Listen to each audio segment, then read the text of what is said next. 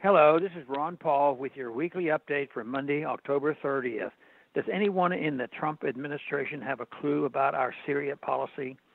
In March, Secretary of State Rex Tillerson appeared to be finally pulling back from President Obama's disastrous Assad must-go position that has done nothing but prolong the misery in Syria. At the time, Tillerson said, the longer-term status of President Assad will be decided by the Syrian people. Those of us who believe in national sovereignty would say that is pointing out the obvious.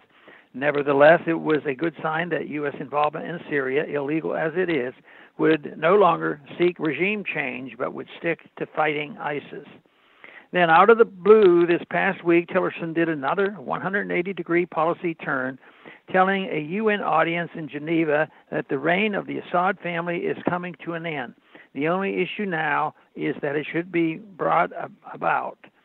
The obvious question is, why is it any of our business who run Syria? But perhaps that's too obvious. Washington's interventionists have long believed that they have the unilateral right to determine who is allowed to head up foreign countries. Their track record is placing our guy in power overseas is abysmal, but that doesn't seem to stop them.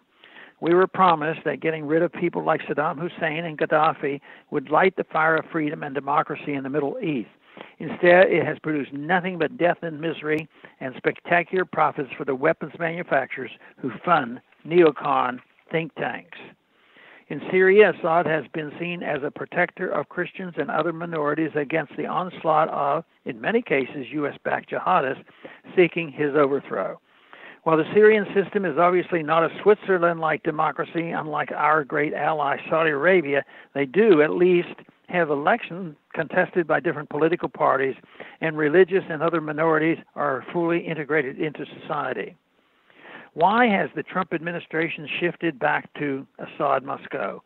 One reason may be that one by one, the neocons who oppose Trump most vociferously during the campaign have found themselves and their friends in positions of power in his administration. The neocons are great at winning while losing. The real story behind Washington's ongoing determination to overthrow the Syrian government is even more disturbing. In a bombshell interview last week, a former Qatari prime minister confessed that his country, along with Saudi Arabia, Turkey, and the United States, began shipping weapons to jihadists from the very moment Syrian unrest began in 2011. The well-connected Qatari former minister was trying to point out that his country was not alone in backing al-Qaeda and even ISIS in Syria. In the course of defending his country against terrorism charges leveled by Saudi Arabia, he has spilled the beans about U.S. involvement with the very groups claimed to be our arch-enemies. As they did in Afghanistan in the 1980s, the CIA supported radical Islamic terrorism in Syria. Haven't we done enough damage in Syria?